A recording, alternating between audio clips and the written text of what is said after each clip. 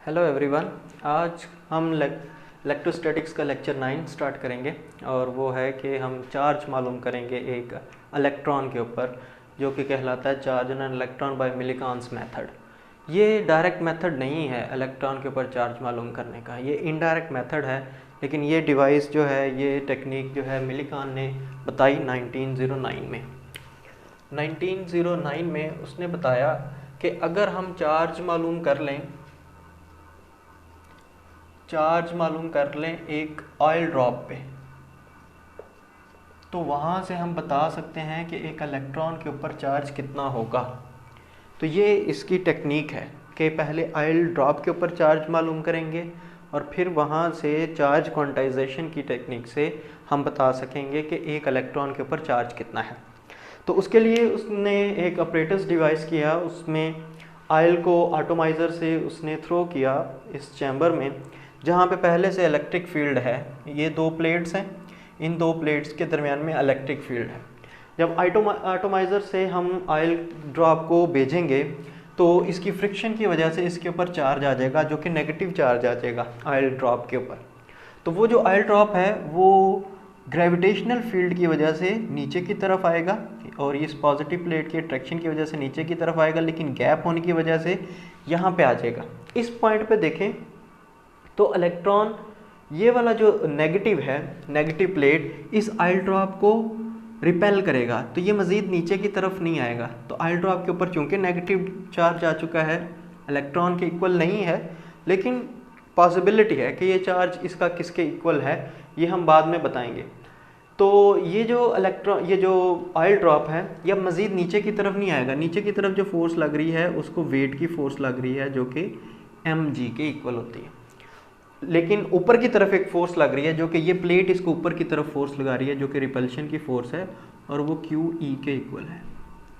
हम इस वाले पॉजिटिव और नेगेटिव इलेक्ट्रोड्स को इस तरीके से एडजस्ट करेंगे कि ये जो ऑयल ड्रॉप है वो यहाँ पे सस्पेंड हो जाए।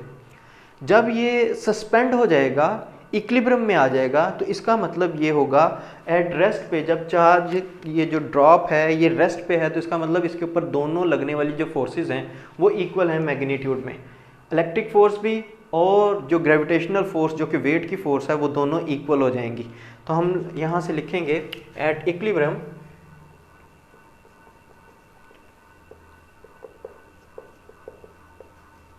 इक्विलिब्रियम भी कौन से वाला, रेस्ट वाला।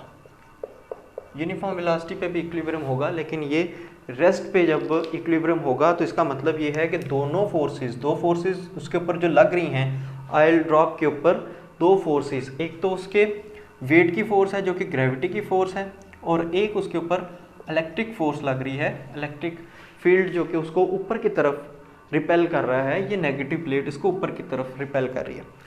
हमने QE क्यों लिखा? तो QE इलेक्ट्रिक फील्ड का रिलेशन है फोर्स पर unit charge. It implies that force will be equal to charge multiply by electric field. अगर हमें इलेक्ट्रिक फील्ड का पता हो तो फिर हम जो फोर्स होती है वो QE के साथ लिखते हैं, और अगर हमें इलेक्ट्रिक फील्ड का नहीं पता तो फिर दो चार्जेस का जो प्रोडक्ट है उसको कूलम्स लॉ के साथ हम डिस्कस करते हैं। लेकिन अगर हमें इलेक्ट्रिक फील्ड का पता है कि इन दो प्लेट्स के दरमियान में इलेक्ट्रिक फील्ड कितना है, तो फिर हम फोर्स QE रिलेशन से मालूम करते हैं। तो ग्रेविटेशनल जो फोर्स लग रही है वो mg फोर्स लग रही है, और जो इलेक्ट्रिक फोर्स है वो QE है। Q इसके ऊपर चार्ज है उस ऑयल ड्रॉप के ऊपर, और E इलेक्ट्रिक फील्ड है बिटवीन द प्लेट्स। तो इस इक्वेशन से हम चार्ज की वैल्यू मालूम कर सकते हैं कि charge Q is equal to mg divide by electric field. लेकिन हमें इलेक्ट्रिक फील्ड डायरेक्ट नहीं पता, हमें पोटेंशियल डिफरेंस पता है इन दो प्लेट्स के दरमियान में कि पोटेंशियल डिफरेंस कितने हैं। तो पोटेंशियल डिफरेंस अगर हमें पता है तो इलेक्ट्रिक फील्ड से हम पोटेंशियल डिफरेंस में कन्वर्ट हो सकते हैं। किस इक्वेशन से? पोटेंशियल ग्रेडियंट से। तो इसको इक्वेशन 1 कहें। फ्रॉम पोटेंशियल ग्रेडियंट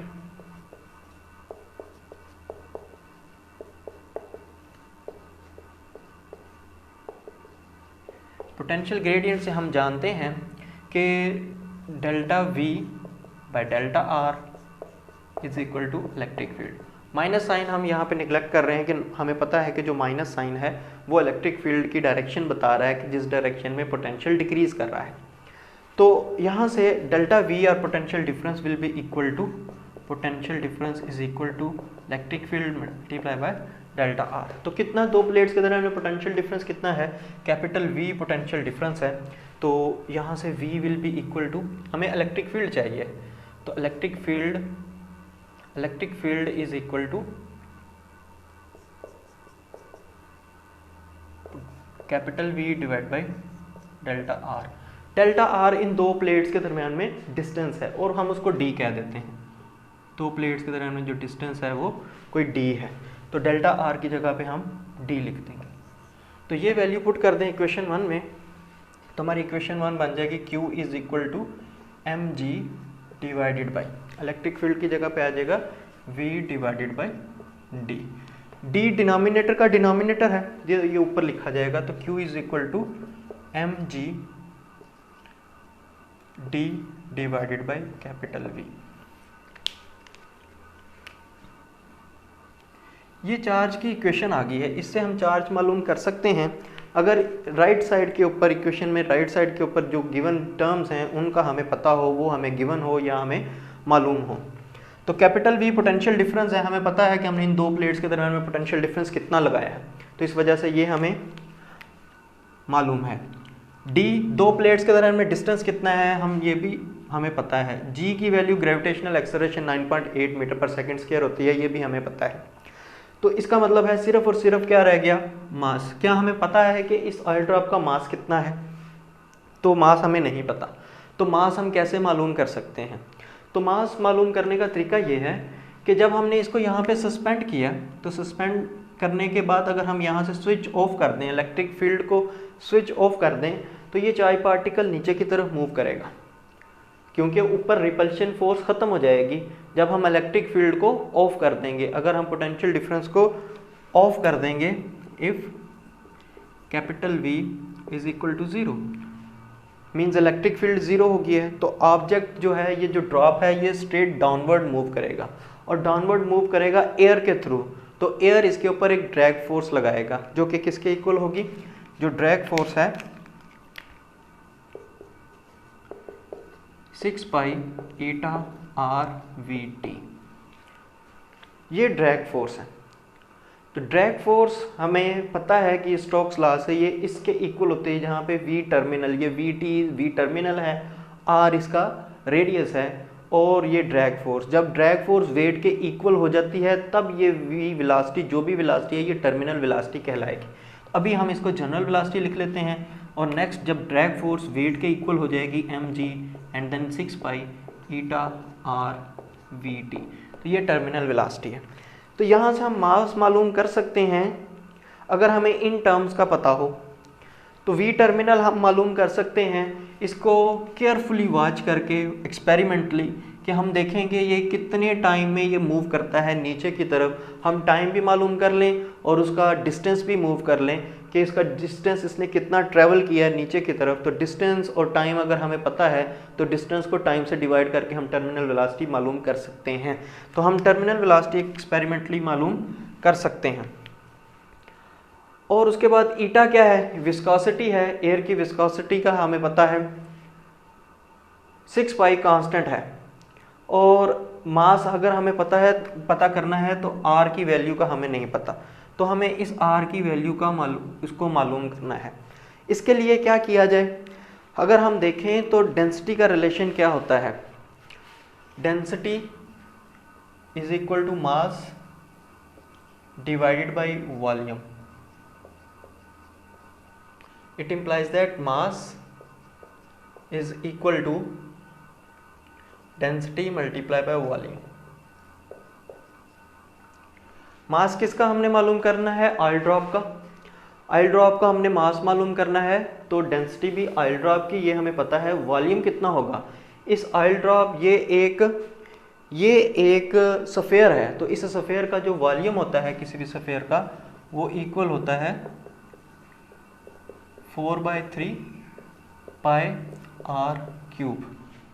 ये इसका रेडियस है, हम स्मॉल r कह देते हैं, हमने स्मॉल r यूज़ किया है radius for the oil drop, यहाँ पे स्मॉल r यूज़ किया है। हम ऑयल ड्रॉप का r रेडियस मालूम नहीं कर सकते एक्सपेरिमेंटली कि हम यहाँ पे वर्नियर कैलिपर से या स्क्रू गेज से उसका रेडियस मालूम करें, ऑयल ड्रॉप उसमें नहीं आएगा। तो इस वजह से ये एक लिक्विड है, तो इस लिक्विड का हम एक थ्योरेटिकली मालूम करेंगे रेडियस इस इक्वेशन से। तो mass is equal to density and 4/3 pi are cube. तो मास को हम m लिख देते हैं is equal to density multiply by 4/3 pi are cube. It implies that ये जो मास की वैल्यू है वो हम इस इक्वेशन में पुट कर दें, इसको इक्वेशन 2 कहें, पुट इन इक्वेशन 2।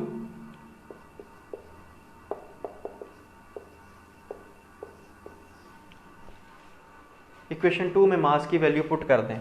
ये जो मास की वैल्यू आई है rho 4/3 pi are cube into g is equal to 6 pi eta r and we t. R इस तरफ से, एक आर इस तरफ से और एक आर क्यूब था यहाँ पे स्क्वायर रह जाएगा, ये कैंसिल हो जाएंगे। ये पाई इस पाई से कैंसिल हो जाएगा, 4 2 आ जाएगा और यहाँ पे 3। अब इक्वेशन को ज़रा रीअरेंज कर लें। इधर लिखा R square is equal to 3 multiply by 3 9 eta and we T and divide by, ये 2 इधर आके डिवाइड हो गया, डेंसिटी इधर आके डिवाइड होगी, जी डिवाइड हो गया, 9 ईटा वी टी एंड 2 रो जी। ये आर स्क्वायर अगर हमें पता चल जाए, यहाँ से टर्मिनल वेलोसिटी का हमें पता है, eta coefficient of viscosity of air ये हमें पता है, जी की वैल्यू का पता है, density of the oil drop ये हमें पता है। तो ये तमाम टर्म्स का अगर हमें पता है तो हम यहाँ से क्या मालूम कर लेंगे, रेडियस। तो जब रेडियस मालूम हो जाएगा तो हम यहाँ पे पुट करेंगे तो हमें मास पता चल जाएगा, और अगर मास पता चलेगा तो फिर हम चार्ज भी बता सकेंगे। तो इन इक्वेशन से हमने चार्ज मालूम किया। जो मिलीकान ने चार्ज मालूम किया वो तो ऑयल ड्रॉप के ऊपर मालूम किया, और उसकी वैल्यू उसने देखी कि जो पहला ड्रॉप था, फर्ज करें पहले ड्रॉप के ऊपर चार्ज उसने मेजर किया कि वो चार्ज 3.2 इंटू 10⁻⁻19 कूलम आया। दूसरे के ऊपर उसने मालूम किया तो वो देखा उसने कि ये 4.8 इंटू 10⁻⁻19 कूलम के इक्वल आता है। तीसरे चार्ज पे उसने देखा तो ये 6.4 इंटू 10⁻⁻19 कूलम आया, एंड देन सो ऑन। इसने इसमें एक पैटर्न देखा, एक सीक्वेंस देखा, और वो ये था कि इनमें सब में एक कॉमन फैक्टर है, और वो कौन से वाला है, 1.6। इसको ऐसे लिखा जा सकता है 2 मल्टीप्लाई बाय 1.6 इंटू 10⁻⁻19 कूलम। इसको लिखा जा सकता है 3 मल्टीप्लाई बाय 1.6, इसको लिखा जा सकता है 4 मल्टीप्लाई बाय 1.6 इंटू 10⁻⁻19 कूलम। तो उसने कहा जो कॉमन फैक्टर आ रहा है, जो कॉमन फैक्टर आ रहा है इन सब में, वो उससे मिलके बाकी सारे चार्ज बने हुए हैं। जो कॉमन फैक्टर है उससे मिलके पूरा चार्ज बनता है एक ऑयल ड्रॉप के ऊपर। तो वो जो कॉमन फैक्टर है वो सबसे छोटा चार्ज है, और वो जो सबसे छोटा चार्ज होता है वो इलेक्ट्रॉन के ऊपर चार्ज होता है। तो जो कॉमन फैक्टर आ रहा है वो 1.6 इंटू 10⁻⁻19 कूलम आ रहा है। तो उसने कहा कि फिर यही जो कॉमन फैक्टर है, ये स्मॉलेस्ट चार्ज है किसी एक ऑयल ड्रॉप के ऊपर, जो स्मॉलेस्ट चार्ज हो सकता है और वो एक इलेक्ट्रॉन के इक्वल हो सकता है। तो यहाँ से उसने बताया, इसे क्वांटाइजेशन ऑफ चार्ज कहते हैं, कि चार्ज की क्वांटाइजेशन से कि इलेक्ट्रॉन के ऊपर जो चार्ज पता चला, charge on an electron is equal to 1.6 into 10⁻⁻19 coulomb.